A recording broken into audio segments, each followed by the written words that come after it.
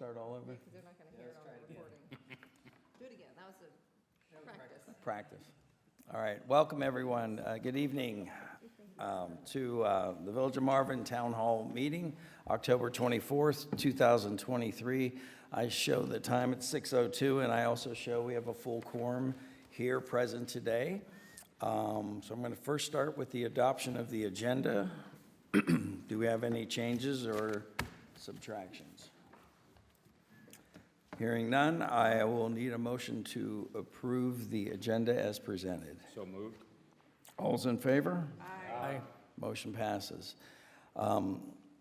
First up, we have a welcome from me, Mayor Joe Polino. Thank you, first of all, for coming. I see some new faces, which is encouraging. I see some, I won't say old faces, just familiar faces. So it's great to have you, and this is a good sign that and I'm sure we have some people online, so we're very excited about it. I'd first like to introduce our staff that we have here, and starting on the far right, Christina Amos. She is our manager of the Village of Marvin. We have Austin Yao, our clerk and assistant to the manager. Jill she was sitting right there. She's our finance director. Hunter Nestor at the far end over here is our planning and zoning director. We have Tyler Honeycutt, who is our recreations activities coordinator. Yes, we have one of those now, which is a great thing. Davey Broom, our newest addition, I believe, public works director. Matt McManus, right here, we have with our public works superintendent. Takes care of all the things that we need to have done. He does a great job at it too. So, and Mary, I don't think is Mary. There you are. Oh, okay, you're hiding over there. Mary Kanyongo. Did I get that right? All right. So, she's our executive assistant. You see her out front a lot. And Polumi Das, our planning and communications technician. That said, I'd also like to introduce our law enforcement. We have Deputy Sheriff Tommy Gallus right here, and our other full-time officer is Deputy Sheriff Ed Swan, which I don't believe is here tonight. So, that said, I'd also like to introduce our council members. To the right of me, Mayor Pro Tem Kim Vandenberg. We have Councilman Jamie Lyon, Councilman Bob Markleese here, Councilman Andy Wortman, and Councilman Wayne Deathridge. So, again, thank you guys all for coming. We're very excited. We've got a good amount of things to discuss, so we'll get through all of that, and we'll take your general questions at the end. If you could, I would ask you to step up in front and state your name, where you're from, and or your address, if you would. And I don't think we're doing the 3 minutes here. This is pretty open forum. Normally, we only give 3 minutes, but if you had something to say or questions to ask, we'll be sort of informal at the end. I'd just like to say, I've been in this position for 10 years and have been, I've seen a lot that has happened in this town, and a lot of drama at times, and now I can say to you for sure that we may not agree on everything, but we can still enjoy each other's company and respect each other. So I've seen a lot here, and we always get complaints. We're the ones taking the arrows and the shots, and we're happy to do that. But we're also providing a venue for you all to get away from the formal meetings, and we have what's called coffee with council. We have it twice a month in the mornings and also in the evenings to work around your work schedule. And it's basically a volunteer from our council that are here. Two of us are here to talk to you about any issues that you have. It's not something for developers to come and show up or anything like that. It's really residents. that have an issue. I go back to, and I can't remember his name, maybe the council members or one of you. One of my favorite stories in the 10 years I've been here was a little Boy Scout who came, and he had an issue. But what was great, he had 3 ways to solve that issue in the thing. So I was pretty impressed with a young kid who came with this. So obviously, this town, there can be some issues and stuff, and I encourage all of you, instead of being, part of the problem, be a part of the solution. Get involved in the community. There's plenty of opportunity through boards, running for council. It's nice to be able to sit here and have an effect and do what the community wants us to do, or what we think they want us to do. So, but I thank you, appreciate you all being here this evening, and we look forward to the presentations from our different staff members. And I'll open it up to any council member if anybody wants to say anything or introduce themselves.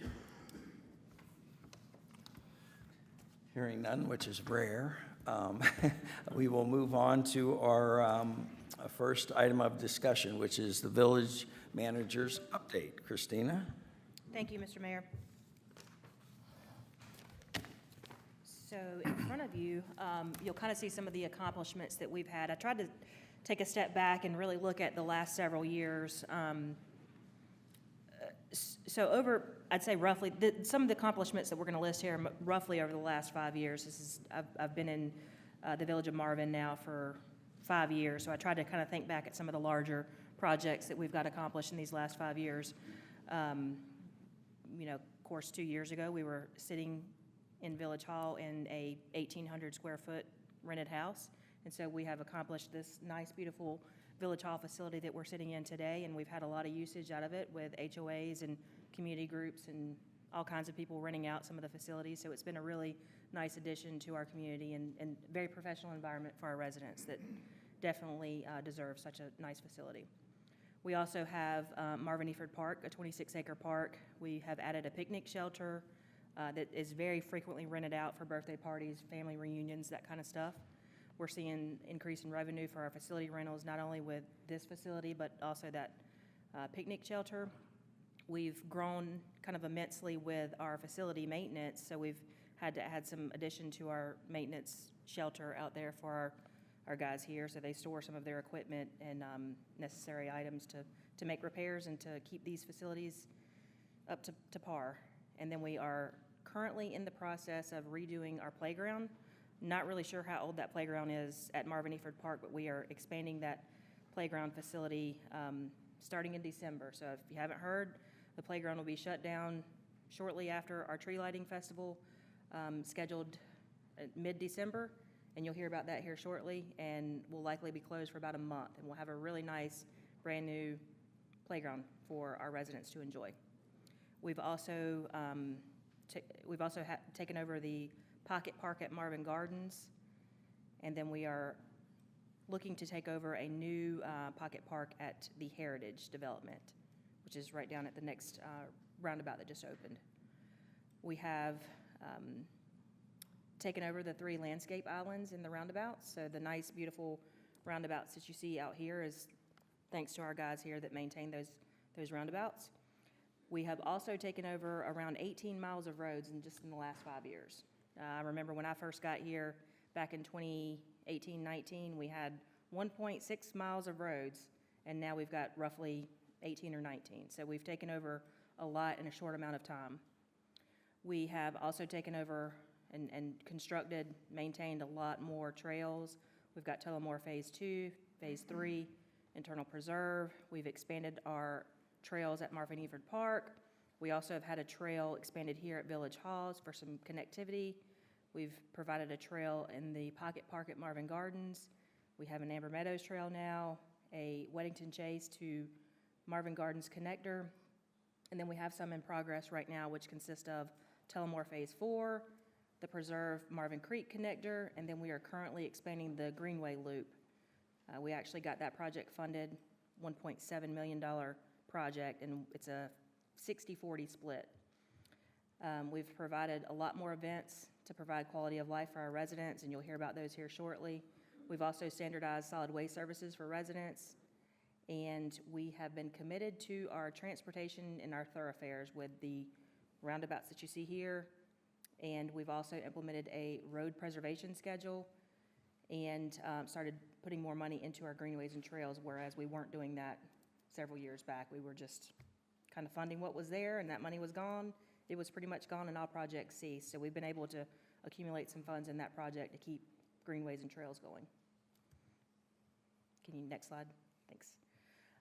We've also made a lot of effort over the last 5 years to retain employees.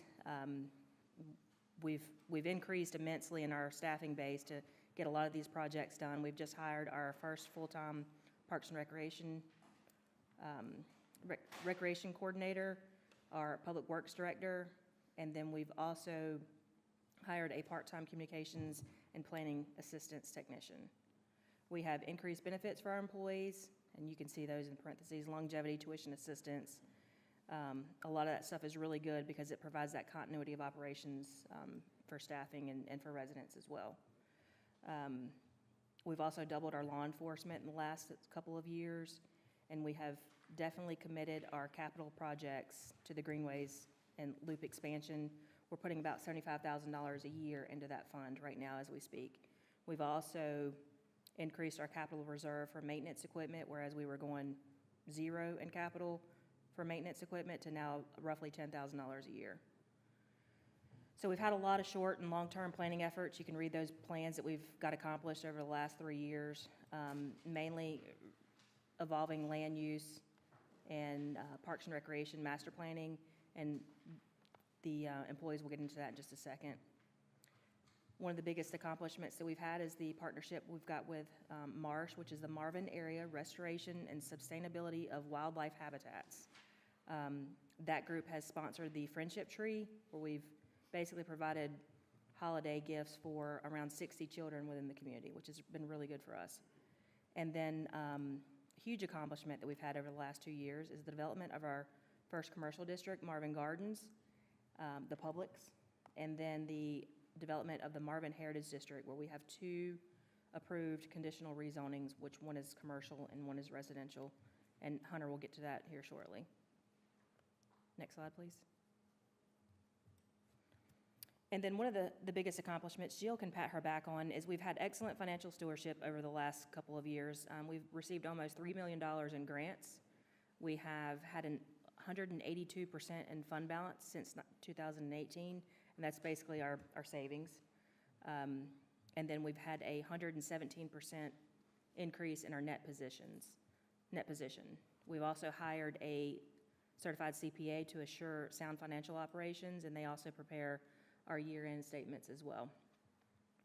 We have been committed to the future Waxhaw Marvin Bonds Grove roundabout, and then we are also working with some very great financial advisors to help us in the long-term projects and our general obligation bonds, which you'll hear about here shortly. And I think that is it for me.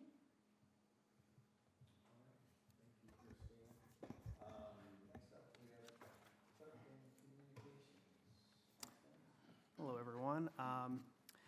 Just a few quick things. We do, if you're not already subscribed to our email newsletter, you can do so on our website. It comes out every the first and third Fridays of each month. We're on a lot of social media now: Facebook, Instagram, Twitter, Nextdoor, YouTube.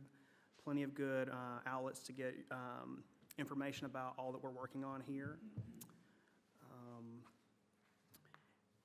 We have coffee with council usually twice a month, the first Thursday morning of each month from 10 to 11 a.m. and the fourth Tuesday evening of each month from 6 to 7.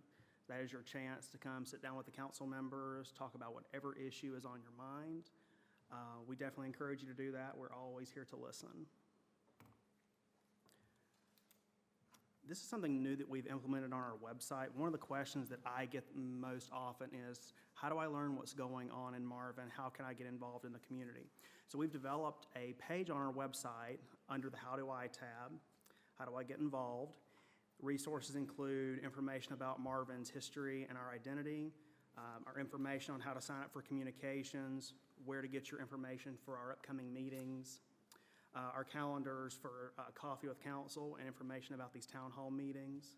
There's contact information for council and staff, information about how to volunteer both with the village and with Marsh. We've got a lot more information on our website now about our community events, which we're doing more of each year, as well as Marvin Eford Park and our trails. And we've uploaded all of our reports and plans that we've developed over the past few years, everything from our 2020 land use plan to the Marvin Heritage District form-based code and our wayfinding and branding project documents. Speaking of which, we did finish our branding project in January of this year. You've been seeing this kind of deployed in our publications and marketing materials. That style guide is online if anyone is curious, but it's really helping us really create a refined image for ourselves going forward with our projects. The wayfinding project was also completed this spring. We're planning to fund this through the GeoBonds project, which you'll be hearing about shortly.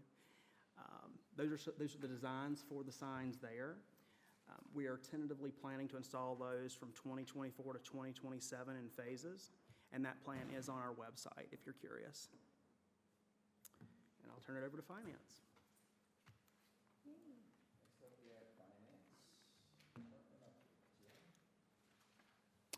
Hi, everybody. My name is Jill, the Finance Director. It's so nice to see so many of you in the audience, so thank you for coming.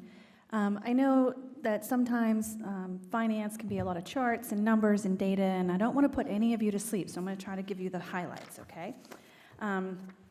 But essentially, the biggest thing that we're excited about from a finance standpoint is the GeoBonds that we're currently working on. You will have an opportunity to vote on 2 bond questions on March 5th.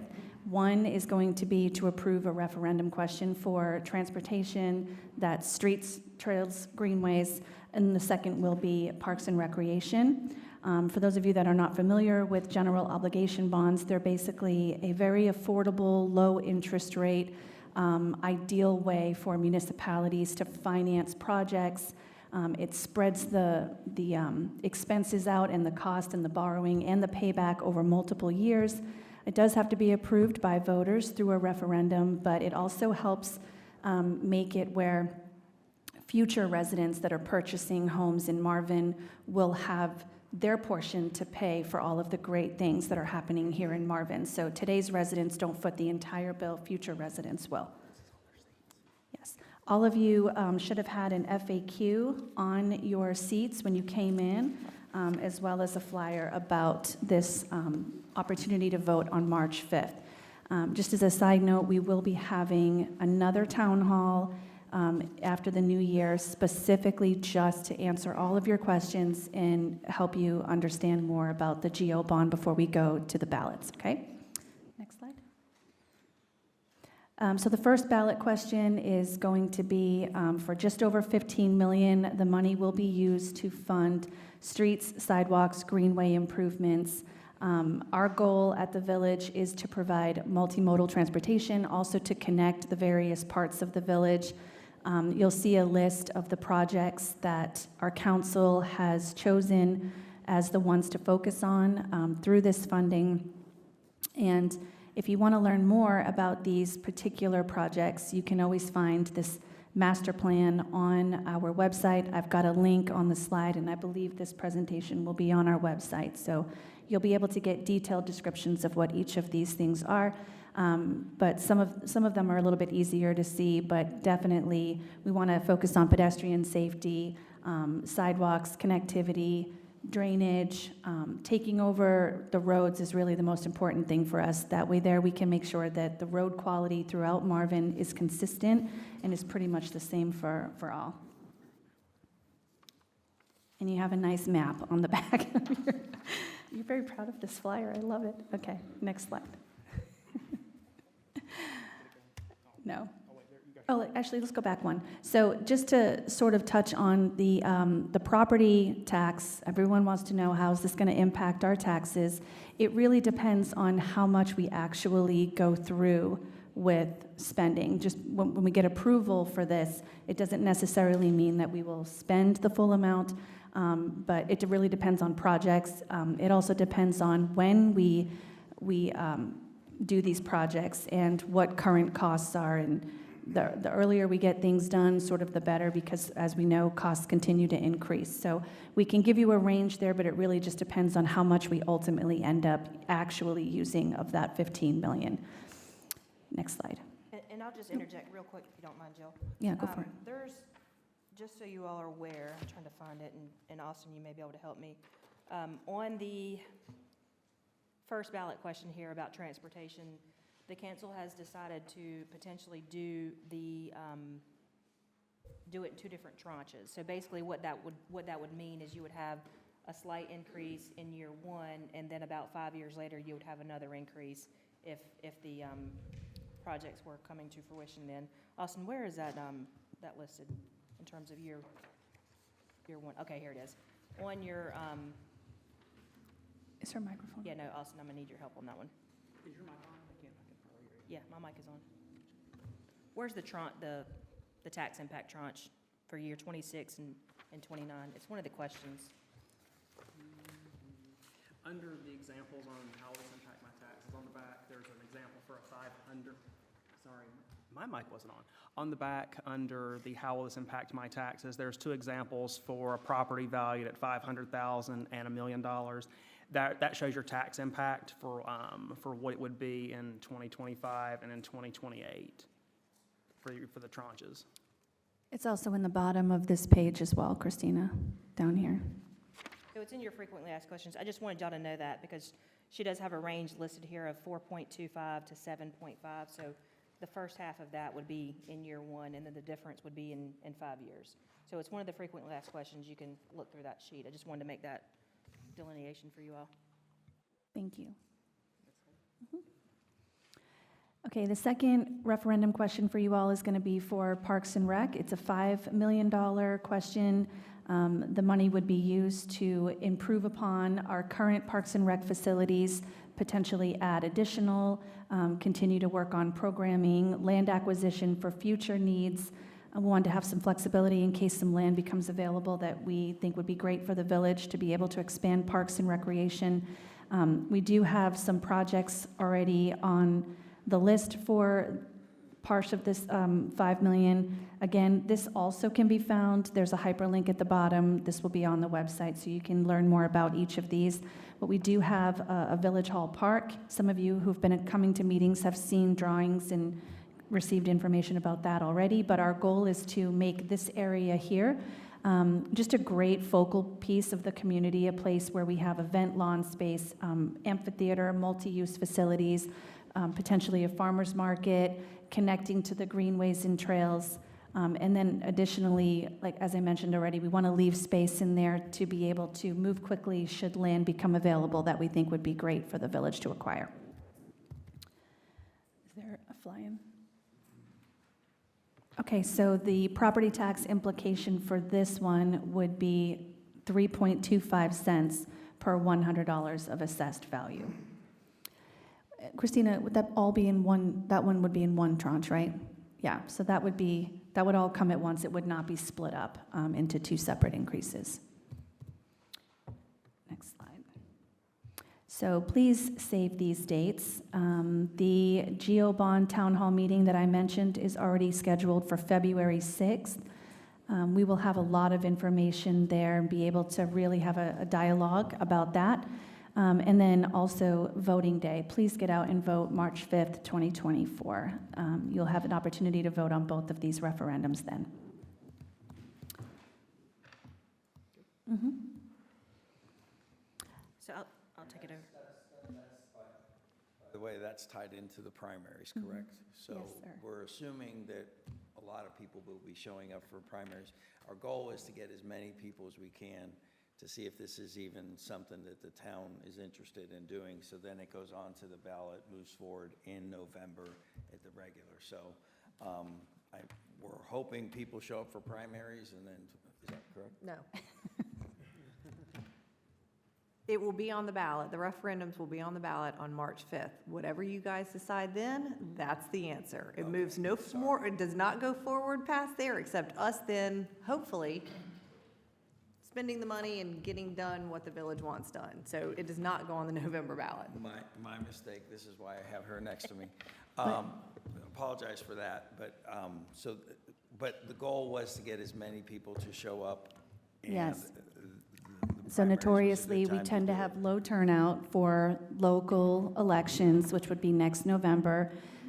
It's very unfortunate, but, November, and 2 Oh, weeks. this November, sorry, yes. 2 weeks, sorry, yes. 2 weeks. So we pushed it to March, hoping that we would have higher voter turnout for the primary. Thank you, Kim. You're always keeping us all on our toes. The last thing I'm going to say about this, just to sort of tack on to what the mayor said, and just to make sure everybody understands, the projects that we are hoping to fund through the GO bonds are not just what your staff and council have decided they want to do for the Village of Marvin. These decisions were based off of surveys that we've done in the community and feedback that we received from residents. You all had opportunities to tell us what you wanted in Marvin and what you didn't, and we used that feedback to come up with these projects. Just want to make that clear. And for some audit highlights, I'm going to pass it to Christina. Thank you, Jill. I just wanted to point out a couple of pieces on this. This is the nice, boring, fun finance stuff that everyone gets to look at once a year. This is a snapshot from our audit from fiscal year '22. We are currently in our audit process for the close of fiscal year '23, which would be the previous year. So this is kind of one-year-old data, so we'll see some increases at the end of this year that they're auditing right now. But in the first paragraph, you see the 103% total general fund expenditures of the year. So in 2012, our council set a goal to have a 8% fund balance, which is basically the barest of bare minimum according to the Local Government Commission. And generally speaking, a smaller municipality like Marvin, if they're at the 8%, the LGC is going to come in and they're going to start looking at us because that's really low minimum kind of fund balances. So obviously, our goal was to exceed that, and we are currently sitting at 103%. So that's due to the kind of fiscal prudence that we've all had over the last several years to kind of increase that fund balance over the years and make sure that we're saving accordingly. Aside from that, there's no real fun jazz on this snapshot, so you can, next slide. The next thing I wanted to mention to you here, these are all of the fund balances. So in local government, we have an unassigned fund balance, which you'll see at the very bottom at 1.6 million. That is basically our rainy day fund. That's free money. That's money that we can spend on anything.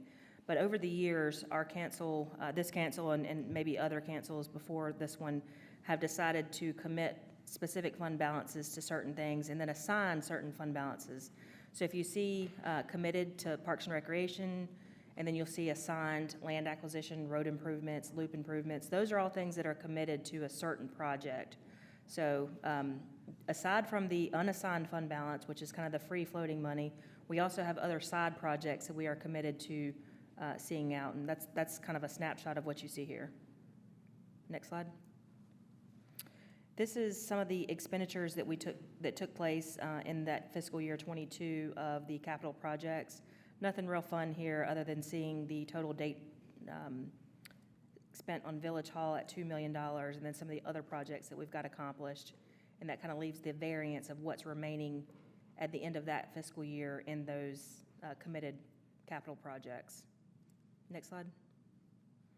So here is kind of a projection, or not a projection, but kind of a history of where we've been in terms of fund balance. The unassigned fund balance, you see that blue line kind of slowly creeping up. That's again, that rainy day fund, that free money. That you'll see that increase over the last 5 years immensely. The yellow line there is the committed assigned fund balance to those specific projects. You see that decrease because we spent a good chunk of change in that year for the Village Hall project. And then you see the next graph shows you the increase in the net position over the last 5 years. We went from roughly 6 million to currently 14 million, and that will continue to increase over time. And next slide. This is our road expenditure. We in-house refer to it as the POW bill tracker sheet, even though it's really just road expenditures. If you all know, when you go fill up your gas, you'll see gas tax and what that gas tax is. Basically, in North Carolina, that gas tax, every time you go to fill up your tank, is generated to the state of North Carolina, and then in turn, that goes into a big pot, and the legislator decides how it's allocated to certain municipalities. There's a formula. Roughly speaking, it's about 75% population, 25% mileage of roads.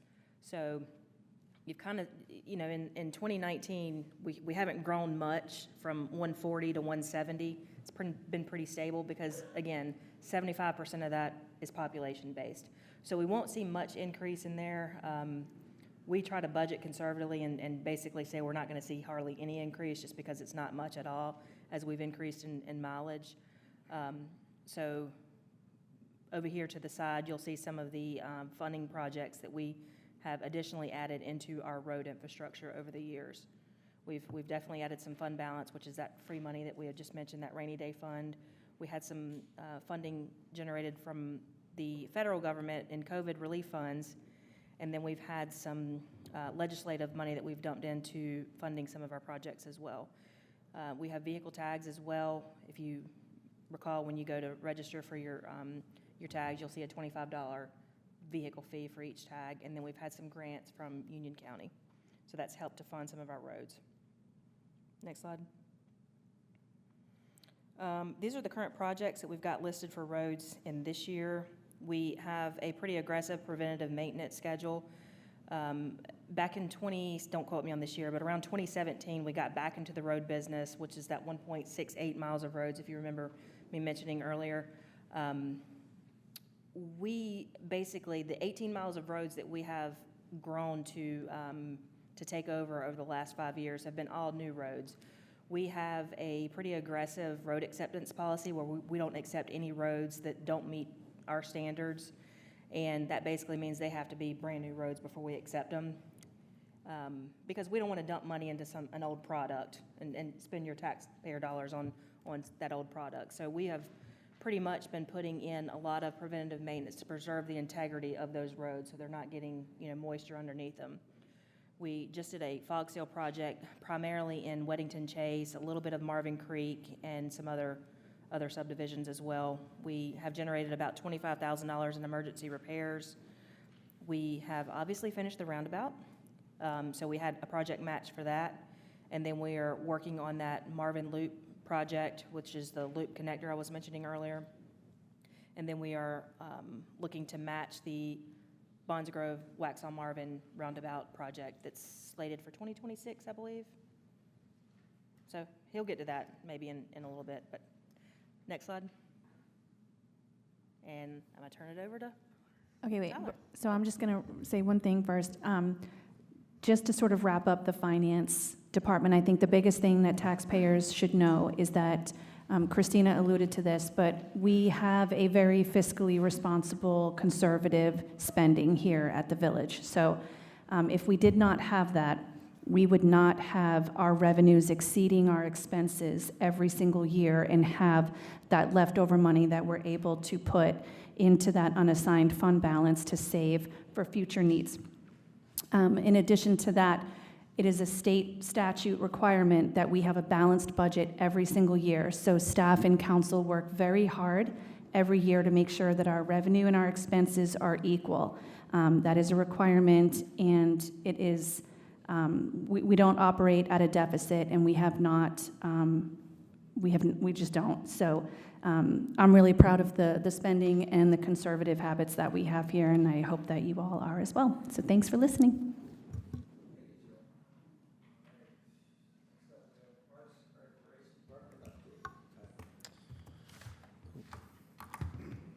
So for the new staff, the Recreation Activities Coordinator, my name's Tyler Honeycutt. Sorry. This is for new programs that we're starting here. Brew and Q will be a barbecue cook-off event. It'll be November 18th from 2 p.m. to 5 p.m. at Marvin Eford Park. It'll be free barbecue samples. We'll have live music, and it's a BYOB event. We're also planning on doing an Easter egg hunt. This spring, it'll be sometime around Easter. No dates completely set in stone yet. We are going to do a 5K in Marvin at Eford Park as well. That'll be on June 1st. The time is to be determined. And another new program that we've started recently is Marvin on the Move, which is a walking club. It'll be every Tuesday and Thursday morning at 9 a.m. It is basically to highlight all of our trails around the village. The locations are changing every week. You can find those in our newsletter and on our social medias. You can change the slide, Austin. A little recap of Marvin Day from this past year. Had a lot of great sponsors. It was a really good event. Coconut Grove, Continental Divide were playing the music for us. We had balloon animals, disc golf. Marsh did an exhibit, animal exhibits, hair tinsels, face painting. We had a whole lot of stuff out there. It was an all-day event. Had a great turnout for the 5K that morning. We had a great fireworks show that evening. Yeah, that's quick. So we did National Night Out on Tuesday, August 1st. We provided basically free food for the community, and it was a night to honor all of our local first responders. We had SWAT vehicles, ambulances, fire trucks. It was a really cool event. The kids loved it. Families loved it. We had some great board members grilling hot dogs for us. We did a whole meal that day. And it was basically just a great evening for all the families out there. Some of our upcoming events, we have Trick or Treat in the Park this Friday, starting at 5 p.m. The Trick or Treat portion will run till about 7 p.m. or right around dark, and that'll be followed by a movie on our blow-up screen in the other lawn. We'll play Hotel Transylvania, Transformia, which is the new one. November 18th, like we just talked about, Brew and Q, 2 p.m. to 5 p.m. You can register still to be a competitor in the competition. We're still looking for those, or you can just come enjoy a day of free barbecue samples and good weather and a good day at the park. Starting November 1st, we will have our friendship tree. We'll have tags on our Christmas tree in our lobby out here inside the Village Hall. If you feel like helping out a family in Union County this holiday season, it'd be a great way to do it. You pick a tag, fill out the form. That's very important. Don't just leave with a tag, fill out a form so we can get you all signed up and everything. And you can shop all month for them, and then our drop-off will be the week of November 27th here at Village Hall. And lastly, on Saturday, December 9th, from 5 p.m. to 7 p.m., we'll do our Christmas tree lighting. It'll also be in the barn at Marvin Eford Park. We'll have some good music. Santa Claus will be there, cookies, hot chocolate. And we'll have a really cool elf there as well. So you can change that. Yes, I get the video. Really? He loves it. So, for recently constructed trails, inside Tullamore, we've completed Phase 3, which is around 900 linear feet of trail. Tullamore Phase 4 is going to be around 1,600 linear feet. It's soon to come. You can kind of tell on this image right here. You can see the yellow and the orange is what's already completed. And then trail accesses inside of Tullamore are at Meadow Vista and Walker's Bluff. And yeah, this is just basically an aerial shot of where you can see where the connection's going to be. All right. And like they had touched on the Village Hall Park, we'll be applying for the Parks and Recreation Trust Fund. Those are due in May, and they go out, and they're usually awarded in September. And you can see the images here of kind of what the idea is going to be. Some places to improve on for us this year moving forward with the part of application. There's going to be some community engagement, needs surveys, and support from local civic groups. And lastly, we have all the great facilities we have for rent here in the village. Out at Eford Park, we have a really nice barn, picnic shelter. We have a really good lawn space that's always available for rent. Inside this building here, we have these chambers, always for rent, community room, which is in the back corner, and we have our front conference room that you can see when you walk in. If you're ever interested in renting, you can just go to our website and find it under facility rentals, or you can give me a call. here, and we'll get you all set up. That's it. Thank you, Tyler. Next up, we have planning and zoning. All right. For you guys that do not know me, I'm Hunter Nestor. I'm the Planning and Zoning Director for the Village of Marvin. Starting out, we'll kind of go over the update on the Marvin Heritage District. For those that do not know what the Marvin Heritage District is, it's basically the area identified pretty much between where we're at, this roundabout, to the new roundabout. It's intended to be kind of a village center, commercial, retail, residential type corridor. To date, we've had it's 13 properties comprised of about 123 acres. And to date, we've had two rezonings that have been considered by council and been approved. The first being the Heritage at Marvin, which is a residential subdivision that was approved last August. And then the Marvin Grove commercial retail development that was approved this August. Both of those are currently working on their construction documents. The Heritage at Marvin actually just got me theirs last week. So those were, staff will begin reviewing those, but once those get reviewed and approved and signed off by staff and all other outside agencies, they'll probably break ground on that development early next year. So once again, it's kind of a future land use type vision for this area. Staff's going to continue working on revisions of the form-based code, which is the regulations of the district, as well as continue to work on with the property owners and developers through the rezoning process. I do anticipate probably having another 2 to 3 rezoning applications submitted over the next year. And it all kind of ties in with the Marvin Loop being walkable, ties in with greenways and other transportation improvements that we have going on here in the village. Kind of then getting in the overall review for the planning department. So this year to date, we've issued 131 total permits. Out of those 131, 36 of those are for new home construction.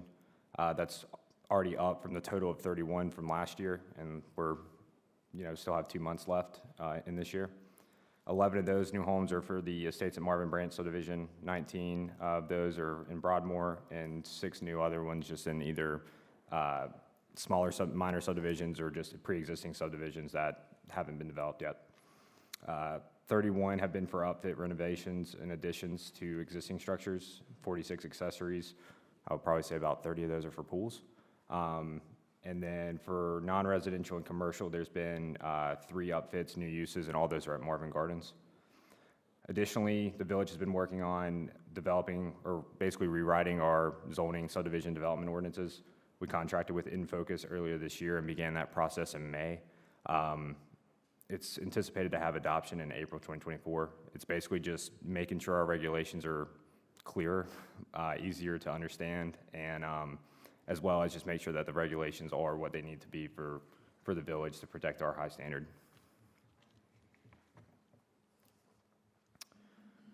Getting into like the recent basically subdivisions here in Marvin, we've had one development close out this year, which was Belgrove.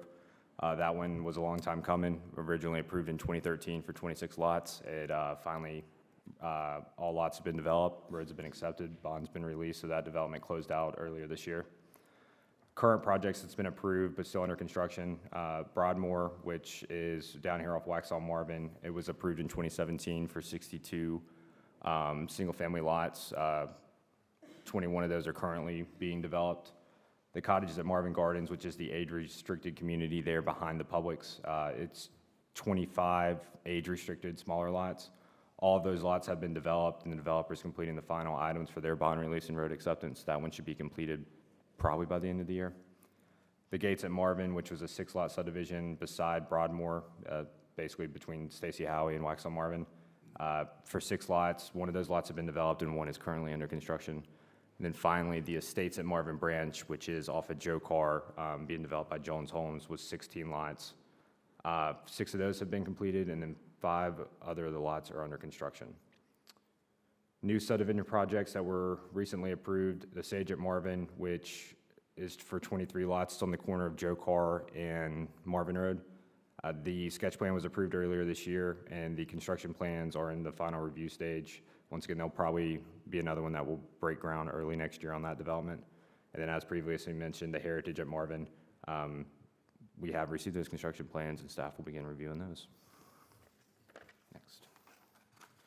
And finally, from a commercial standpoint, just kind of as Christina stated in her opening, the only commercial development currently that we have is Marvin Gardens.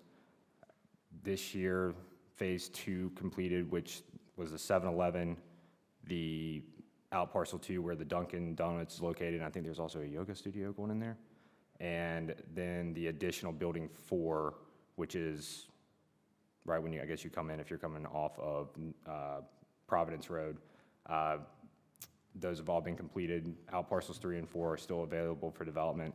Those will be built to, or leased to build to suit, basically.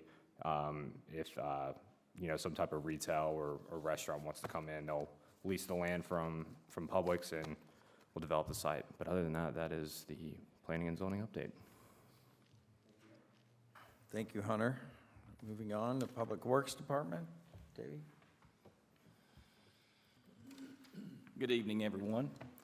I was sitting here a few moments ago thinking, wow, they did me a favor by saving the best for last, but then I started looking, this is in alphabetical order, so not as excited as I was 10 minutes ago. But one thing I am excited about is I'm excited to join the Village of Marvin as their Public Works Director, the first Public Works Director for the village. My career has spanned over 23 years, 18 of those serving as a Public Works Director. So needless to say, I love everything Public Works. It's a department that has the opportunity to work with and touch every other department within a municipality, and that's exciting because it's never a dull moment. There's always something to work on and do, and also plan for. So in saying that, I'd like to begin by introducing the staff members for the Public Works Department. Again, this is a fairly new department. Our most seniored employee was, 2 years maybe? But most recently, which has been over this past year, that most of the employees have been hired. It is a talented and dedicated team. I can say that. I've learned that over the last 5 weeks. And it's led by our Public Works Superintendent, Matt McManus, who is sitting to my left.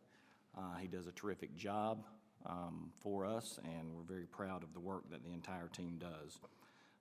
Our crewmen that serve the village are Silvio Valdez, Jimmy Quinn, Corey Schultz, David Crossan, and Chris Tamala.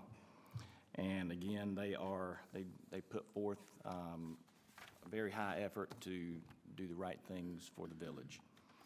Public Works, what's the reasoning for Public Works? We need to have a mission, something to work toward. So our Public Works Department will be dedicated to providing services that enhance the quality of life with a safe and friendly atmosphere for our citizens, visitors, and employees. We want to put safety first in Public Works. We're out working in the traffic,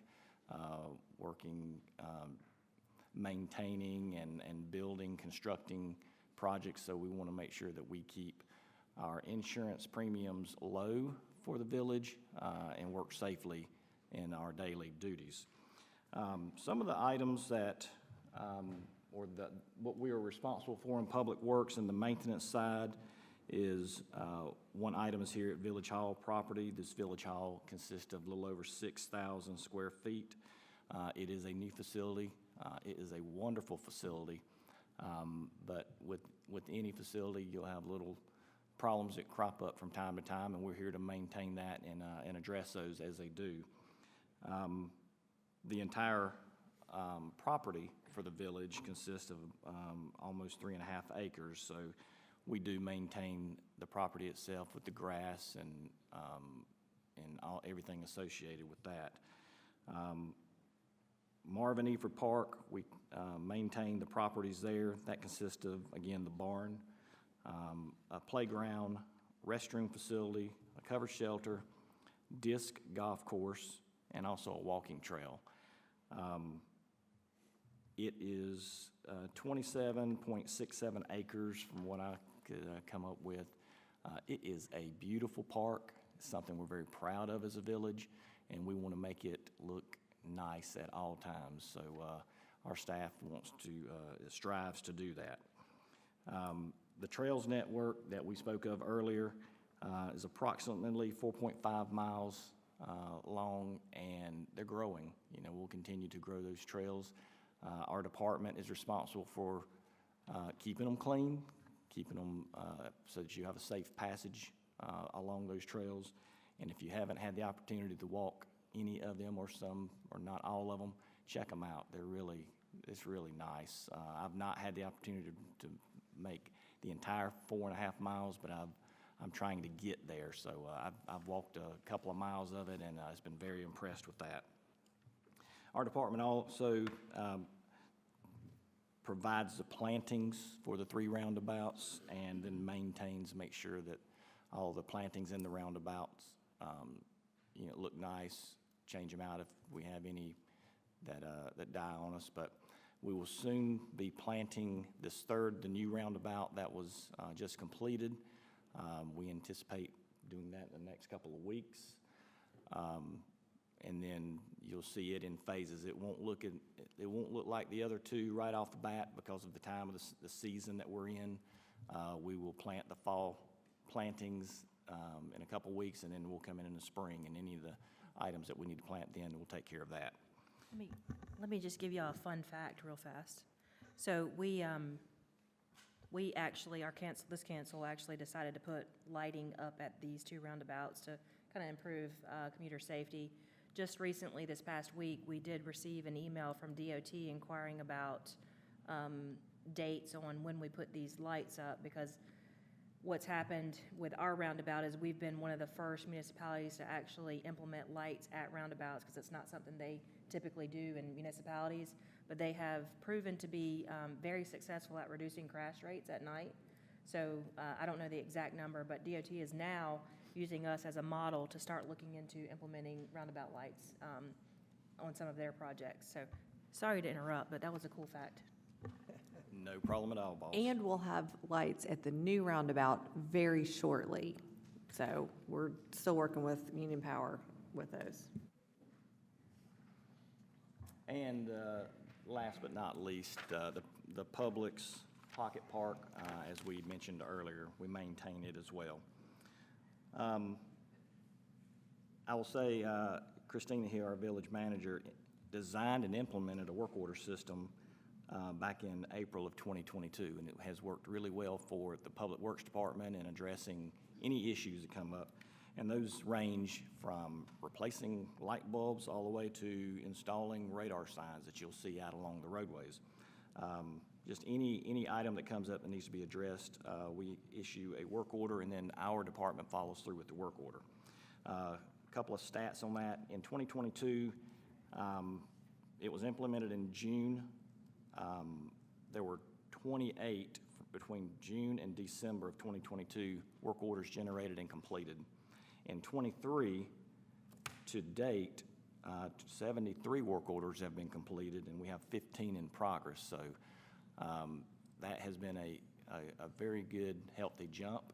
We anticipate and hope that we increase those moving forward in 24. So it has been a very good program, and we've enjoyed using that. Another responsibility for the Public Works Department is we administer the sanitation services contract. So citizens receive their sanitation services through Active Waste Solutions. We currently serve 1,980 homes. On a weekly basis, you get trash collection, recycling, and yard debris collection. And a side note, you'll see for recycling, it is on a weekly basis. Most municipalities typically have a biweekly collection, and many of them don't even offer the recycling service at all just because of cost. So it's having it performed weekly is a huge benefit. Having sanitation services, not only can you, with everyone being involved and participate in it, you can keep the cost low overall. but you can negotiate those costs. But it also having that makes it a safer application for kids, cleaner neighborhoods, less truck noise, and less wear and tear on the roads. Having the same trucks come through weekly, only one set of trucks is a lot better than having 5 different companies coming through at different times. So it does save some wear and tear on the roads. If you're interested in extra roll carts, pickups, and amenities, that is available to all Marvin residents at a discounted negotiated rate. If you're interested in that, just contact Active Waste Solutions directly for those services. The overall tonnage collected during the 22-23 fiscal year, recycling was 514 tons and 2,106 tons of trash, along with 113 tons of yard waste. So that's quite impressive for a village the size of Marvin. So I'm very excited about the recycling at 514 tons. Active Waste also provided a bulk collection day that took place back on September 25th of this year. Took place here in the parking lot of Village Hall, and it was very successful. They operated it from 8 a.m. to noon, and during that time, we had 57 vehicles come through and drop off items. It included items such as white goods, furniture, electronics. The overall tonnage that was collected that day was 5.16 tons, so it was a full 4 hours of collection. In sanitation services as well, some upcoming dates I wanted to make everyone aware of. The holiday collection delays. Monday, December 25th, which is Christmas Day. If you're collected on Monday, they're not operating that day. They'll now collect you on Tuesday. And Tuesday residents will now be collected on Wednesday. So it's a one-day delay.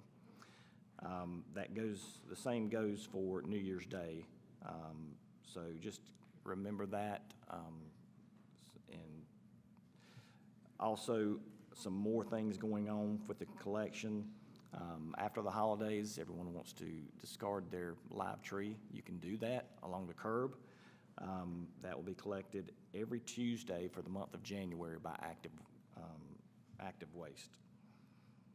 We do ask that all decorations such as tinsel, lights, ornaments, and stands be removed prior to placing them at the curb. And any trees over 8 feet in length, if you'll cut those in half, that would help greatly. So in saying that, that is my report. Thank you for your time. Thank you, Davey. First off, I'm going to start before we go into general questions. Any questions from council for staff members? I would like to make one comment. Take a moment to recognize staff. They've given a great presentation today, and there's a lot of very good, positive information that they've provided. Council provides guidance to staff, and it's up to staff to carry that out and carry that through. This is such an amazing staff that we at council sometimes just are in awe of what they do and what they bring back to us. We provide that guidance, and they come back and they far exceed our expectations every time. And it's just truly a testament. These numbers and these figures and these increases and the financial status and the being of Marvin is, yes, we can provide the guidance, but it's up to them to make that happen. And they truly do a tremendous job. And it's not something that any of us should gloss over. So I want to take the moment to say thank you, staff, for all your hard work. Every day you go above and beyond. This is an amazing staff. They do amazing things for us here in Marvin, especially this council. So thank you. Thank you, Jamie. I reiterate that by saying that we went so far as to change our form of government. And I don't know if you know, if you've been around a while, we had a different type of government that staff, every election cycle, was always concerned about if they would have a job based on who got elected. Now, we can give that to a town manager who's responsible for the hires, and it allows us to keep good people. And we're competitive with what we do, and we can't say enough about what you guys do for us. And I think we're very, I know there's another municipality looking at changing their form of government, and I will say that this has probably been one of the better things we've made a decision on as a council, to giving you that ability to do your job and be secure in it. So, all right, now the fun stuff. We're going to open it up to questions. Feel free to just raise your hand. Do we have anyone on? Oh, you have to be here to participate, okay, all right. Okay. Any questions? Come on down. We don't bite. We're nice. All right, Come on down come up to the podium. yes. Hi, I'm Deanna Burton. I'm at 2010 Bell Grove. And my question pertains to the Bonds Grove Church Road on either side of it, the Providence side and then the Marvin Waxhaw. So I'm glad to hear that the roundabout's on schedule and the funding's there, and that's really reassuring. But it is over 2 years off, and if you drive that every day, it's terrifying. Like really terrifying. I stay on Bonds Grove Church Road to turn on to Bell Grove, and I feel like I'm playing chicken every day as I take my kids to and from school at Marvin. Is there an interim lower cost solution that could help bring alert to the people who are stopping at Marvin Waxhaw Road? Because that's where the biggest confusion is, like maybe a blinking light just to draw their attention to that stop sign. Because the hardest part is as you're turning, they just want to come into you, and I literally have to come to a stop most days so I can avoid hitting people or people hitting me. But because they think everybody's going to continue on Waxhaw Marvin instead of continuing on the right-of-way of Bonds Grove. So I know it probably isn't in the budget, but just wanted to throw it out there as a potential, like something else to draw attention to the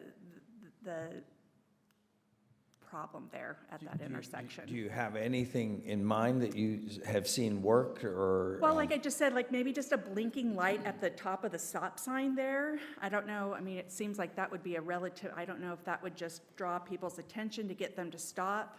I know when I was newer to the area and I was traveling down that road, it was a very difficult stop to see. So if you're a normal resident and you're stopping and it's rush hour traffic, it stops you. But when you're doing regular traffic, that stop can almost become invisible. And so if there was something that could maybe alert you, like a blinking light at the top of that stop sign, just to kind of give additional visibility for that awareness for that intersection. And then the other one is on the other side, as Bonds Grove Church meets Providence. Is there any future plans for that, or is that outside of the scope of Marvin? Because it's where Bonds Grove dead ends into Providence, Route 16. So that one is on the list for when Providence Road gets widened. Okay. And it is, all the issues that you're addressing are DOT, unfortunately. Okay. Okay. But with that being said, because we have a good working relationship with DOT, or we like to think that we do, we'll reach out and talk to them about some of the options that we can do at the corner of Waxhaw Marvin and Bonds Grove and see what their suggestions are, and just kind of feel them out, see what we can do there. At the other corner, that is a matter of just waiting until the expansion of Providence Road gets done. I don't even know what the long-term, I mean, when I first started in 17, they were supposed to be doing it this year, in 23. Now the last I heard was 27? Okay, 27, I was gonna say 29, so it'll probably end up being 29. But I think they're planning on putting a light there when they do it. Or I even heard like a jug handle. Oh, Michigan left, something not Okay. fun, so. Or the jug handle, kind of Yeah. like they do up in New Jersey, something like that. But I believe the good news to that, if that's 2027, and they're going to widen it, these people need a different way to route it. So there's talk about that future roundabout, which it is scheduled for a future roundabout, Bonds Grove and, Providence. Bonds Oh, Grove Waxhaw and Marvin, Waxhaw Marvin yes. is high up on the list on roundabouts. I was impressed, they're getting better at getting them done quicker. They did one on Newtown Yeah. that showed up pretty quick. This was fairly quick for DOT. I think we had been, correct me if I'm wrong, the Union County put a good chunk of change towards that funding for it, and we even participated with it. But that will likely be done before they touch the expansion of, but I agree, it's a horrible line of sight. I'm just so thankful this one is done, and that one we talked about when I started before 2013. So I'm just so glad now we have a nice flow, and we're getting lights, and we're being, now all of a sudden DOT's looking at us as a, Pilot program. yeah. Christina, can we put that on our list to reach out to DOT? I'm sending an email right now. Perfect. Beautiful. Is there any benefit from having private citizens reach out to the DOT as well, or is it just? Oh, yes. Okay. Excellent, I can do that. Yeah, we'd like to think we're your voice for the Sure. communities and stuff, but there's a lot of other areas in Marvin that are donut holes that don't have a Yeah. voice. But they'll still talk, but, I think the other thing or just so you know, or the audience knows, is not long ago, we formed what was called WUMA, Western Union County Municipal Alliance. And it's a combination of a variety of different municipalities, including Marvin, Weddington, Wesley Chapel, Waxhaw is now a part of it, Stallings, Mineral Springs. And it really started from a flow of ideas, like what are you doing in your town? And it just kind of a get-together, very informal. But now we're having some effect to the fact that we can go to the county with a voice where you're hearing from it and being represented from your community. So there's a lot of good things that are happening out of that. We go back to the bond question, should we be doing it? Years ago, we used to have a mayor's group that used to get together and just talk about what was going on. And I was pitching doing a multiple municipality bond type thing where we, as a municipality, could actually compete against the developers that all they wanted to do was put in homes, whereas we could put in parks and stuff. So part of this, what we're talking about in the bond and the recreation is likely to potentially purchase some land that would otherwise go to a developer that just wants to put as many homes as they can, and it affects the streets, it affects the schools, all those different things. So, I'm excited about this because even though the towns weren't interested way back when we were talking about it, we're doing it here in Marvin for, I think, good reason. We can get to it with a low interest rate, and it's something that the actual people are going to decide for us, so, yeah. Well, one last thing I wanted to echo Mr. Councilman Lean's comments and yours, just what a great job this council does, and makes me excited to be involved. I haven't ever really had an interest before, and this is a really dynamic group, so just wanted to say thank you to all of you. We appreciate you being here. Thank you for your questions. All right. Thank you. Thanks. Gentleman in the back?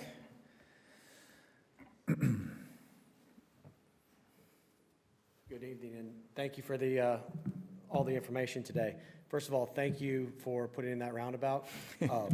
Speaking of roundabouts, I live at 9705 Saddle Avenue in Marvin Estates, and that roundabout is a huge addition to the experience of living out here. I really just have a few questions, and you can probably just direct me. Existing trail map, is that at marvinnc.gov? Where all the existing trails are? And does that also show you where, like, a better version of this, is it detailed on there as well? That map's brand new. There's going to be a whole mini site that's going to be launched in December for the bond specifically. Okay. And that'll have a lot more detail on the individual greenways that'll be coming. All right, awesome. Over here to the zoning, Marvin Grove and the heritage at Marvin, specifically Marvin Grove, and what's the master plan for that? Is that available anywhere now? We just redid our website to make sure we got to put all the development projects and stuff where everybody can, okay, that was the question I was about to ask him. So it's not on our website yet. I can give you my card, be happy to send you whatever you would like, and if you have any questions further, be happy to answer them. But it's for, in short, it's an 1.5 acre site, and it's where the existing home site is, right here. They're redoing the house for a restaurant, so they're adding a commercial kitchen to it, and then doing 2 additional 2-story, so it'd be 10,000 square, it's 5,000 square foot footprint, 10,000 square foot total, so for 20,000 additional square feet of commercial retail office space. Okay, and do you know if all of those, there's tenants in there already? Do you know any about that? No, because the rezoning just got approved, so they're working on their, like, construction development documents that will be reviewed and approved by the village. I can get you the contact information for the developer, because I'm not sure if they're doing any type of pre-leasing, any of that, but I can definitely get you their contact. And you said the house is being redone to be a restaurant? Yes, sir. That's pretty cool. So, and then lastly, the Greenway Loop back to that's going to connect all the way around Joe Kerr, up Marvin's, Marvin Road, no, Newtown? How's that going to work? Is it going to connect all the way to here? So the $1.7 million grant that we received, which is actually on this map, it's not highlighted. The existing portion, Marvin Loop as a total is basically an asphalt greenway trail that goes down Marvin School Road, Joe Carr Road, Marvin Road, Newtown Road. The only existing portion currently is from starting right here at the preserve, goes all the way down the school and cuts up Joe Carr and ends right outside of Marvin Creek's entrance. Yep. The grant that we received will connect from here, go down Newtown to Marvin, to Saddle. That's the phase that is funded through the grant, so then the remaining portion will be from Saddle to the Joe Carr existing connection. And the 6 Mile Creek connector will be, And that's why I want to see this in a little bit more detail, because I live on Saddle, and I'm excited to hear that it would maybe be part of that. I have no problem with, pedestrian traffic. I think it would be awesome. So just point of clarity as it relates to how, there was bigger master plan of all the parks that was just gigantic at one point in time. So is this just like the next phase in that, or where do you see that long-term strategy with the trails? next phase of implementing those. The GeoBonds is the current proposal for implementing the next phase of those trails. Okay. But there's, Talking about 2050 plan? The 2020 Parks and Greenway Master Plan. so, It was the 2050 plan too. What you proposed, what you wanted to do. so on our website, there's also, like he's mentioning, the 2020 Greenways Master Plan, Parks and Greenways Master Plan. In there, it has the short-term, long-term kind of trail commitments, and it's kind of relates back to that image that you see of the spine and the connector and those types of trails. But it's highlighted in there as to what our short-term and long-term trails would be. Okay. But the 1.7 has been approved, and then the next phase would be in this March 5th. I think it's Yeah, March the 5th, GEO bond would provide us with the funding to do a large portion of the connectivity, the major connectivity throughout the village. So while the master plan has every trail that we've, thought of, Right. our biggest focus at this point with the GEO bond is to get the major connectivity throughout the village. So you'll be able to commute from the county line at Mecklenburg County all the way to our village limits on the Waxhaw side via trails. And that's, and throughout. So that's kind of the focus at this point, to get the major stuff accomplished, and then we can start, picking off the smaller trails one by one as we can afford to do them. Yeah. Well, again, thank you for that information. And last question, how can we as citizens help spread the word for the March 5th? Softball question. So, seriously, I hope everybody gets out for it, and what can we do, other than just talk to our friends about making sure they get out there? Do that, come to meetings, tell people to come to meetings.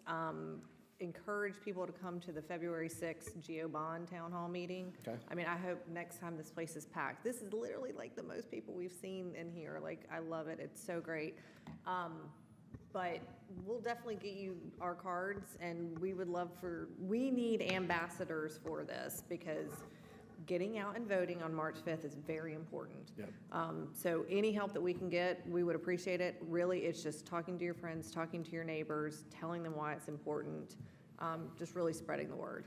I've asked council to stay off of Nextdoor because some of the information there is not necessarily correct that you hear from others and stuff. So we give plenty of opportunity, and I think we all have our cell phones on our cards.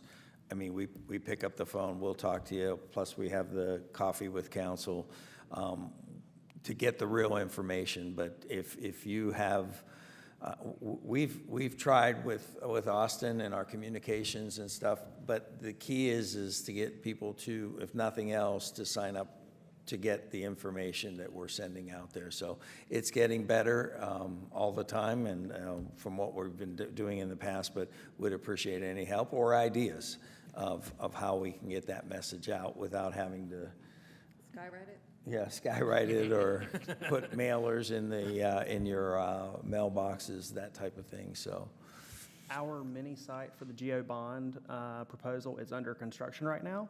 It will be launching on December 1st, so that'll be a plethora of online resources that you can share with everyone you know about the March referendum. One more question.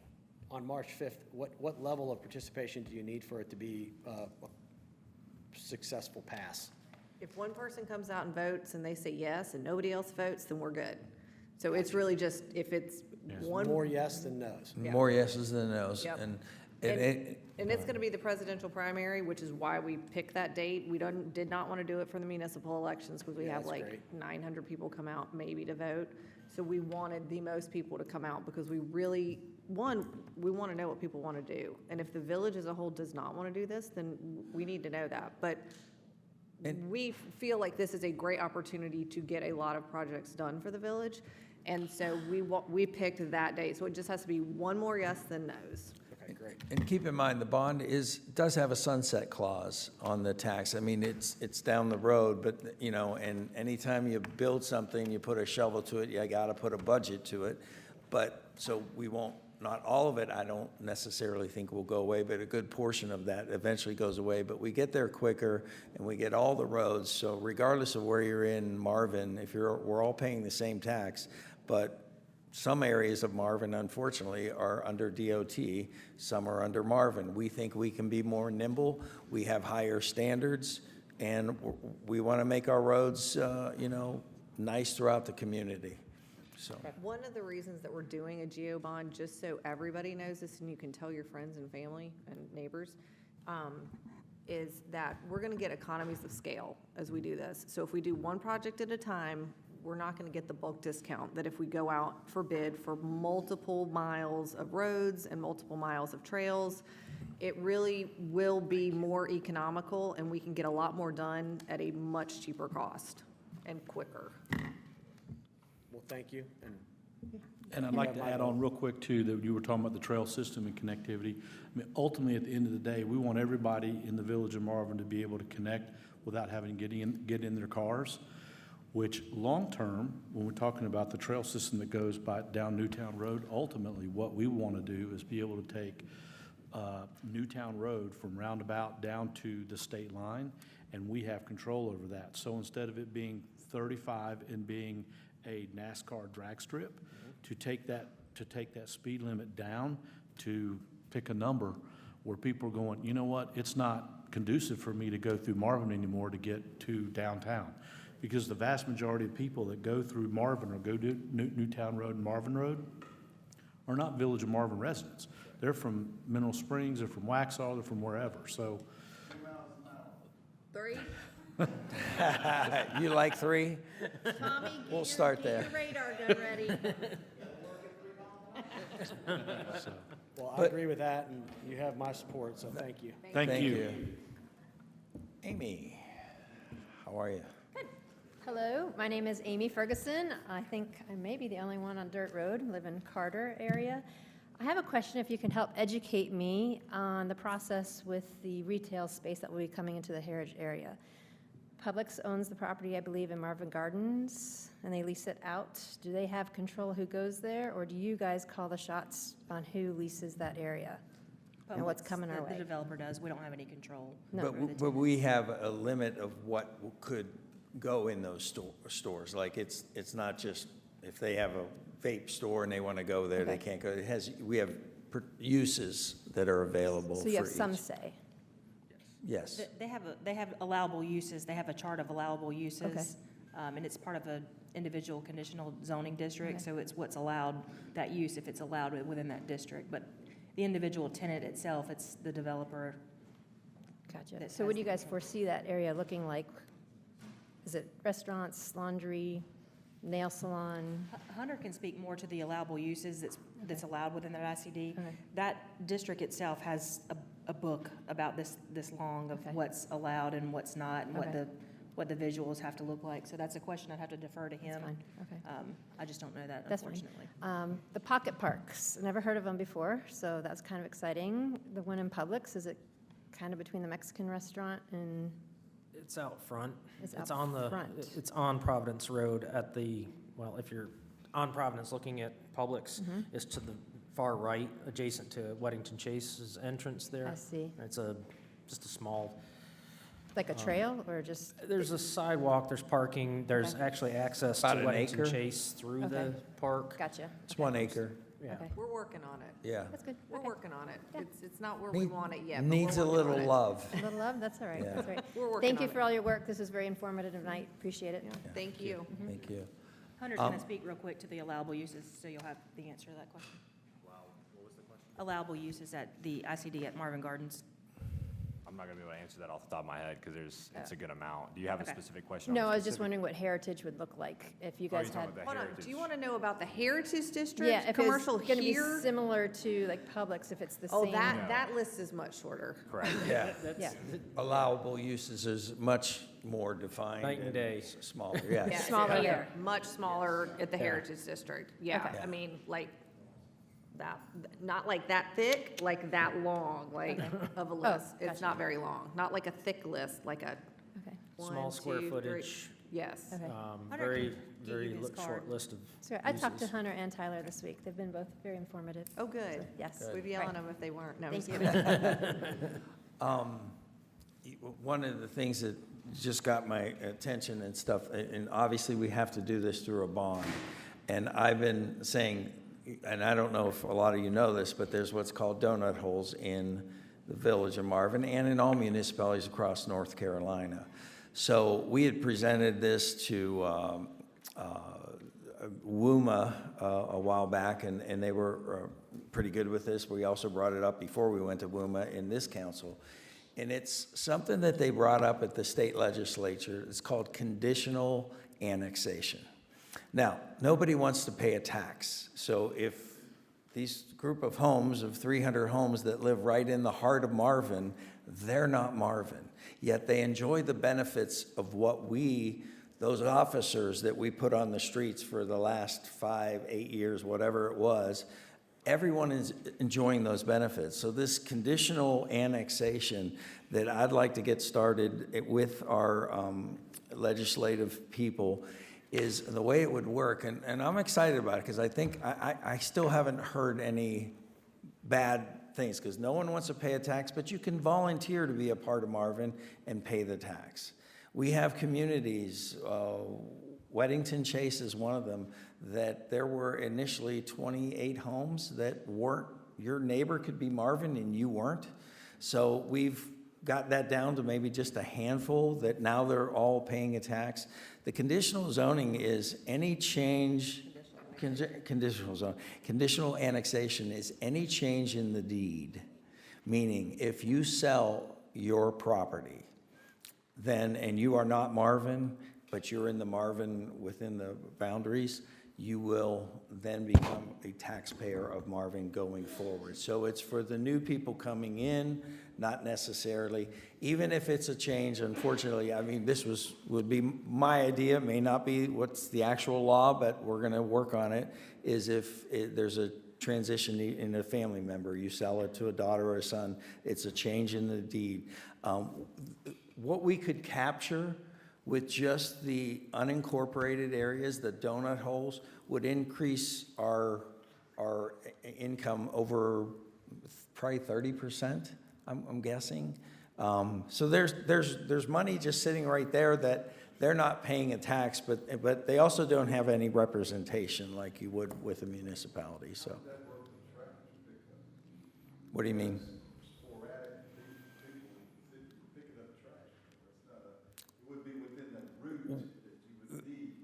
That's a great question, and not all the things have been worked out, but after a certain point, they probably have multiple trash companies going in there right now, correct? Yeah, I would think they do, and so that's wear and tear on their roads that they own, we don't touch, and, but, you know, that would be something that would have to be worked out after a certain percentage, then we would allow them to utilize that service. But the big thing here is that by annexing the neighborhoods that are within our sphere here, it keeps taxes from going up for the services that we provide to everybody in the village. So if the more people throwing into the pot, the better, you know, the less expensive it is to maintain the same amount of real estate, roughly. I mean, there will be some additional as neighborhoods come in, but for the biggest part of it is then everybody's contributing and the taxes can stay lower and we all have a better way of life. Hey there. So Mike Kanata, live on Marvin Creek. And this is more of a comment than a question. But I wanted to honestly thank the council for your receptivity to an idea that came from, you know, neighborhoods and just looking at, just exploring the idea of recreational fields.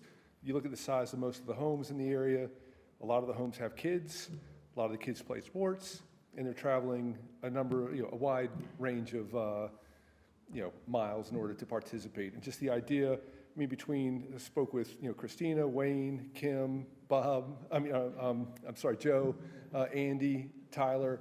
Everybody's been so receptive and being willing to offer guidance in terms of how to explore it. And I totally recognize that it is a project that's probably years away, but just your receptivity and guidance is appreciated. So I just want to say thank you. And then also, I wanted to kind of just put that out there to kind of socialize the idea with the community. So not a question, but just a comment and a thank you. Well, we appreciate you bringing it up because it is something that has been talked about, but the more we hear from the community on certain things, the more we can say, okay, we're hearing about this, let's start taking a look at it. So I think it is important. I know Tyler's been working hard on it, on trying to figure out some younger, sports activities that we can be doing with kids, and we're really looking into it. And if anybody wants to get on this exploratory group, Mike is working on it, and so we're really trying to find some places for kids to play sports and have a Marvin sports group. I don't know what we're gonna call it, but I would have loved that when Jason was younger. So so thank you for bringing it up, and if anybody's interested, talk to Mike about it. Quick note, there will be some information on our work session meeting this week on that, so Tyler has prepared some information, so stay tuned for the work session meeting, and there will be some discussions on it as we continue to keep trudging towards a goal. And again, it goes back to the bond. If, we only have so much funding that we can't compete with a developer, but if a piece of land does come up and there's an opportunity, and it doesn't mean more homes, which means more students, and that's most of your taxes are going towards that. and I get it, I'm all for it, but there's a balance, I think, that we need to strike, which limits the amount of traffic we see coming through here and how we can make this, especially this area, a desirable place. Every former council that I've been around or I've heard talk has always talked about this roundabout to the third roundabout that's right down the road that was just finished, and how this could be like a center, whether it's walkability, putting in, I'm excited about a possibility of doing a farmer's market in this area, the amphitheater. Those things are gonna be able for us to get there sooner and enjoy it while we can. And, you know, I'm like him, my kids are all grown, but we had to go all the way to Weddington, and they were always flooded out with WCWAA. So we'd love to get something that we could create locally here. So even if it's a joint venture with another municipality, we're open to all things, so. Yeah, yeah. Call us. Any other questions? My name's Dean Rawlings. I live at 8715 Nellie Lane. That's in the Providence Ridge subdivision, which some of y'all, previous council members, have not known that Providence Ridge was in Marvin. My wife ran into that at voting one day. Does anybody know why Bonds Grove is closed right now, and how long it's going to be closed? Yes. There's an emergency pipe replacement. It's expected to close 10:30 and reopen on 11/3. No, it's closed. No, it's closed now. They've got Closed. They closed it yesterday. Yeah.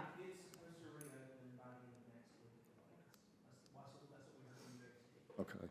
Some notice from somebody would have been nice for Yeah, those of us that live up there that normally come down Bonds Grove. They but- just told us about it yesterday, Friday. I'm We on- put I'm on- out a notice. I'm on your email list. Okay, yeah, Um, you saw it. The other thing is, I noticed that there was a big list of roads that y'all were considering taking into Marvin that was published. And I don't know if, I wasn't able to figure out, have you already done that? Or is that part of the GO bonds, or, you know, what the deal is with that? Part of the GO bond. Okay, because, and the way that the Powell bill is structured, the way I understand it, the more roads we take in is not going to give us that much more in funds from the state to maintain those roads, correct? Correct.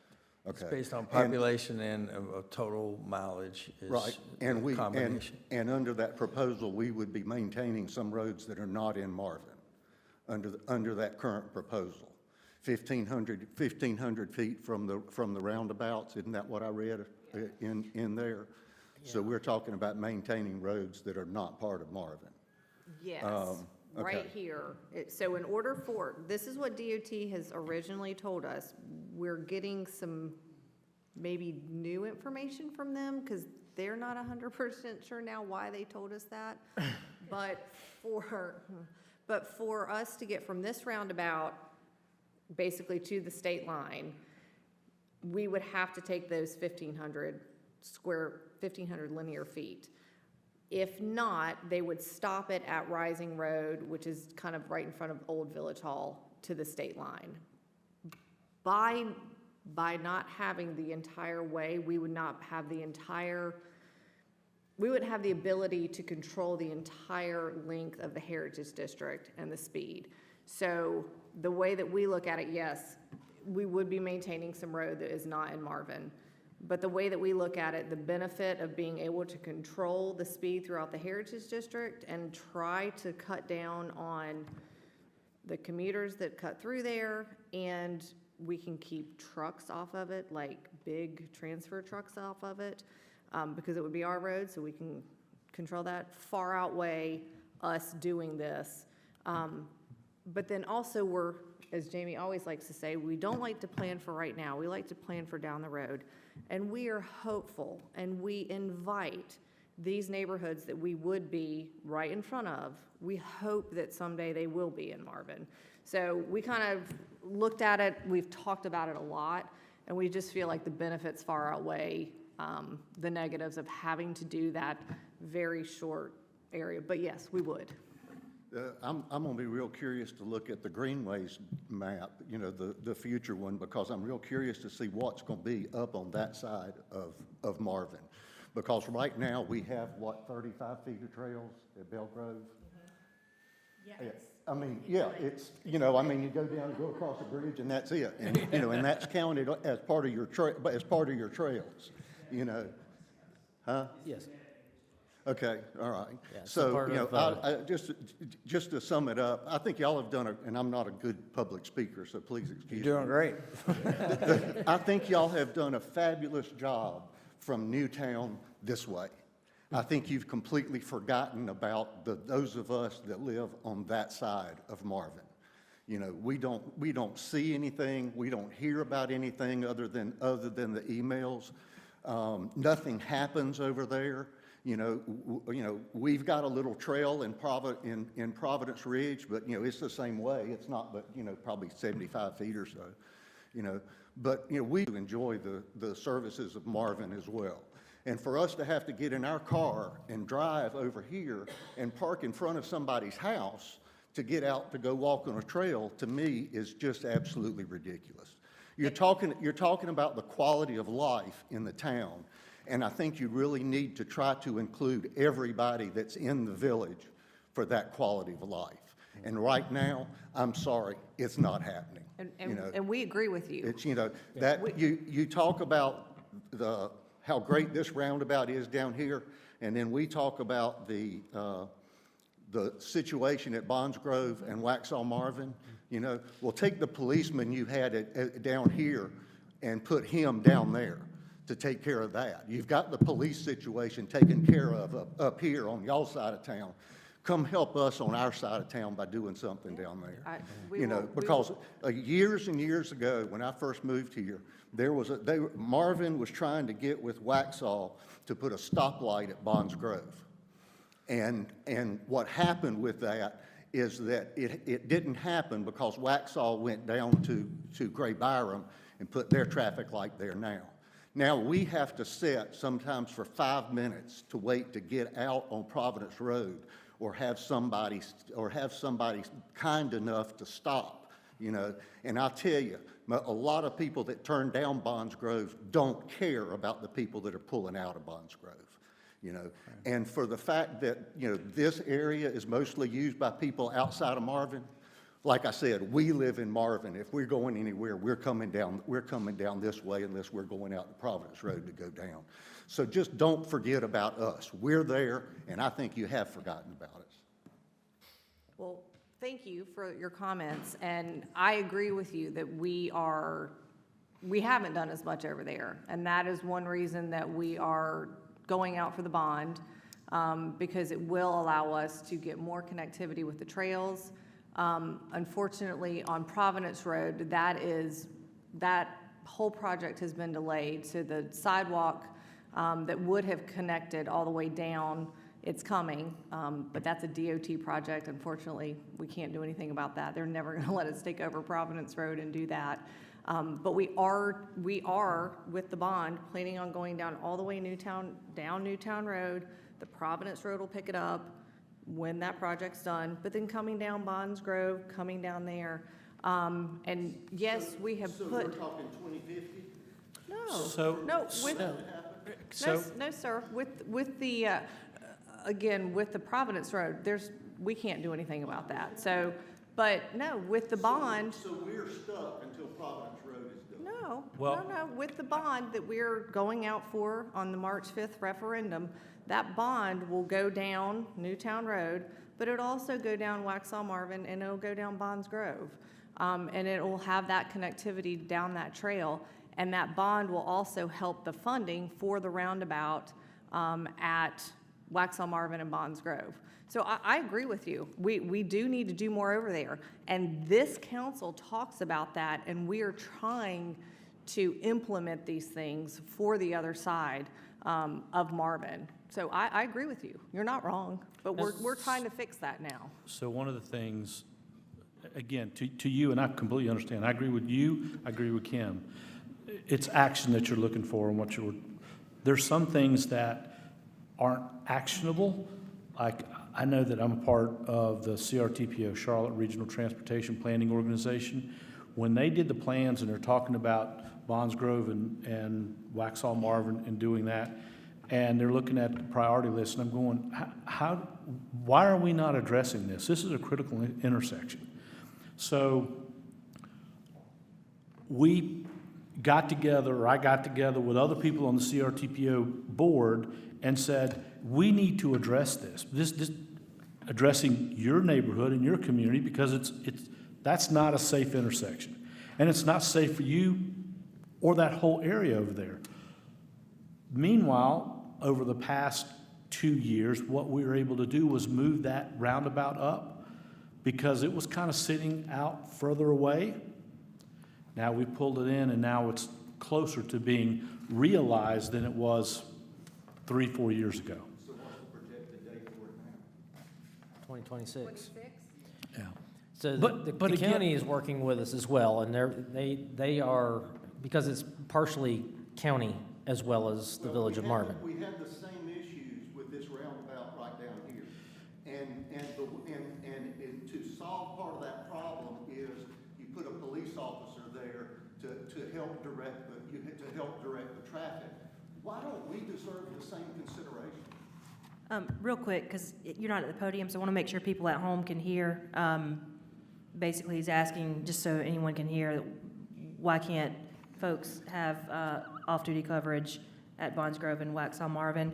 I will say, we actually had a resident call in today and ask the same thing. We have put this on your agenda to be considered on Thursday. I'm not sure if you've seen that yet, but it is something that they will talk about on Thursday. And I'll just mention, too, that the commitment to the Waxhaw Marvin Bonds Grove roundabout has been by far the most expensive roundabout that this village has been committed to in between these 3 roundabouts that have been implemented. So just to note, that is a fact. They I have- projected that roundabout to be over $5 million is what I've heard. About 5 to 6 million. And I've given a copy of the greenways so that you can see those that are projected over in your area as well.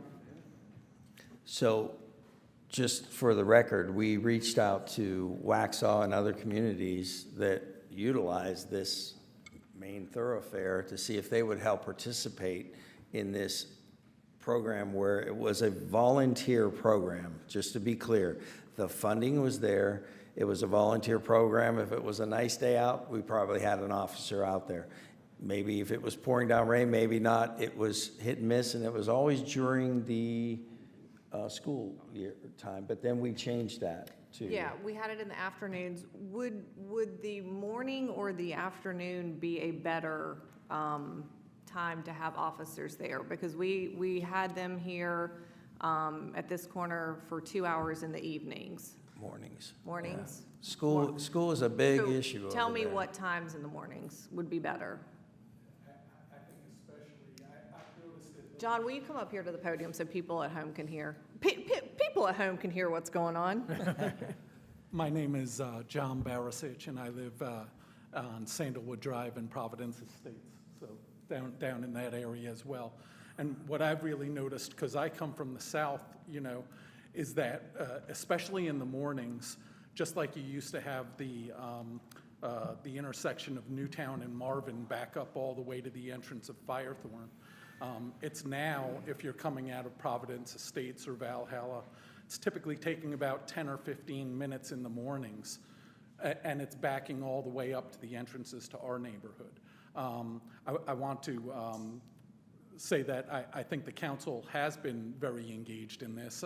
I remember the meeting back last February that you first had about this, before the GO bonds or anything were even discussed.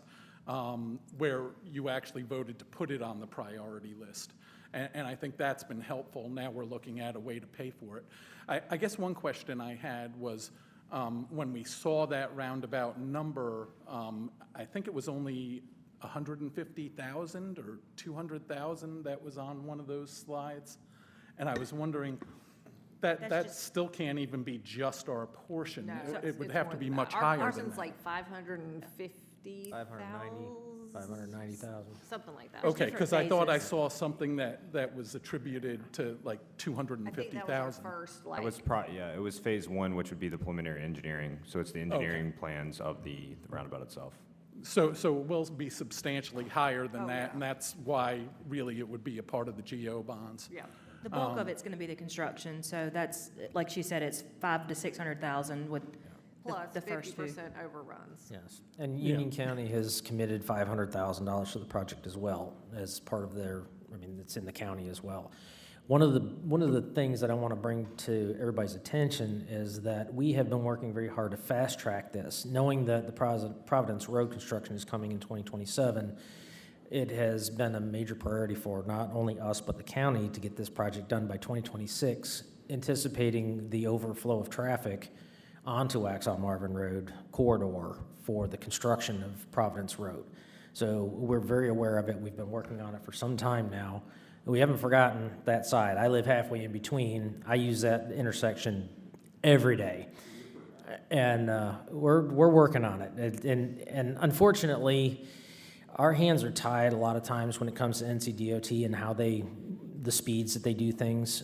This roundabout's been in the works for 5 years, and we're just now seeing it getting completed. This one at Bonds Grove will be completed quicker from the actual inception of starting the ball rolling to the completion date, because we've been pushing it very, very hard. And everybody knows that there is, an up-and-coming wall of time where Providence Road is going to start overflowing onto this corridor. So we're all bracing for the influx in traffic as if we can get any more cars on Waxhaw Marvin. But anyway, we're working on it. We haven't forgotten that end of town. As a matter of fact, we've been pouring a lot of time and effort into trying to get things done. That's one of the biggest driving forces of the GO bonds, is to make sure that everybody in the village is served equally, that it's not all one-sided, which it kind of looks that way at first glance, and I agree. But we're trying to make sure that it's all equal, and doing this, getting all of this done in a short period of time in the near future is going to save us money, and it's going to get all of our citizens equal representation within the village. And one of the reasons why I say the mornings is because the stop sign is what's stopping the morning traffic that's coming to the north, and you've got that curve there. Whereas in the evenings, traffic is more free-flowing because there's no stop sign there. People are splitting off and either going Waxhaw Marvin or Bonds Grove typically. Tell me what times. They'll still have some issues with those cars that are making lefts onto Waxhaw Marvin, but that's why I think, Morning. really the morning is Okay. more the What priority. time? I would Like say 7 to anywhere from 9? about 7 till 9. Okay. Yeah, that's typically where I see the Okay. largest. And again, with that, apparently we are talking about it on Thursday, but having the times and what you prefer, morning or evening, and that does make a lot of sense. But again, the village pays for it, but it is a voluntary program that Union County Sheriff's Department does. It's not Tommy and Ed out there directing traffic. It is a voluntary, people sign up for it, so if they show up, they show up. If they don't have anybody show up, then you don't have anybody there. So, but yes. That's how it we always are- has been. That's how it's, so, yeah. and sometimes, depending on how bad the intersection is, they require 2 deputies, so instead of just 1. So chances are that one's gonna be the line of sight, it'll be 2. But With officers parked far enough where you can see that there's some sort of. But we'll talk about that on Thursday, and I know that this council's, one of their biggest priorities is safety, hence the lights in the roundabouts, which we will have lights in the Bonds Grove roundabout, is safety. So we will, I can't see this council saying no to this. What I can see this council doing is going to the county, going to Waxhaw, going to Weddington, going to Wesley Chapel, Mineral Springs, and saying, hey, can you guys pony up? We've done it every time, for every roundabout, we've gotten shot down every time, but we'll do it again. And hopefully with WUMA and the relationships that we have with some of these other municipalities, they'll help participate. But we'll see. But we'll talk about it on Thursday, but I don't see us not doing that. At least setting up the program with Union County Sheriff's Office and see what they come back to us with. A separate question I have that relates to the Heritage District. You know, that's something that was talked about, you know, having some sort of village center for many, many years. And, you know, I totally have seen where the planning board, the council did their due diligence on how we kind of create that heritage district. But really, we're just coming to a couple of the first developers that have looked for rezoning permits and stuff just recently. And, you know, one of the things that I don't quite understand about the Heritage District is when it's looked at as a whole, is there a certain amount of development that's kind of set out for all of it? So does it make a difference for the developers that come in the early parts of it that you know, will affect potentially what will happen later? Because in many cases, when you do, you know, special type of conservation districts, things like that, you're doing the same amount of development that you can do, but you're allowing it in certain areas so that you have open space and things like that in other areas. Will these, you know, different developers be affected by when they kind of get into the game? I'm going to answer this in my yes and no response. I guess are you mainly referring to just development as a whole or residential? Well, I'm assuming that there's a certain amount that's dedicated to commercial, retail. There is. So etc. the MHD small area plan, which is like the land use plan for the Heritage District itself, does kind of have those regulating and guiding principles for how development is planned to occur in the area. But there is in somewhat a benefit of potentially being one of the first compared to the last, because it could come down to, I mean, you know, usable space and all that other stuff. In short, with preservation, each development's supposed to have a minimum of 30% open space or publicly dedicated type amenity space to be counted towards their open space for each development. For the Marvin Grove, I think they had, it was either 15 to 20% of actual preservation where they were not undisturbing, that was their buffer, all this other stuff, but then they were also dedicating additional public amenity space, so I think it totaled out to be about 42% of their development. And the Jones Homes Heritage development was the same thing. I think they were proposing, I think, roughly 40% undisturbed totality. So, but there is that 30% minimum. Each development or each rezoning is kind of a case-by-case basis. Like I said, we do have those regulations in place on what can and can't go in these places, what the minimum requirements are. But yeah, I could definitely see where somebody that comes in later could potentially, you know, miss out on some of the opportunity that they would have compared if they came in sooner. Yeah, and I think especially as we already saw from some of the early meetings about this, parking is something that, you know, is sometimes an afterthought until you get to it. So, you know, my hope is that as council goes forward, we kind of look at what's happening at these early ones. Yep. And adjust it, you know, to the degree that we can, you know, in terms of the uses and things like that, so that we're not creating more problems, because they can't all be seen kind of going into this. Correct, and that's. But we do need to learn as we go through. And that's why we did set it up as a conditional district, compared to potentially being a conventional district and going ahead and rezoning all the properties where then it's more of a by right, where they can, there would be less approvals that they would potentially have to go through. With it being set up this way, it gives the opportunity for the public to be involved from the start on each individual project.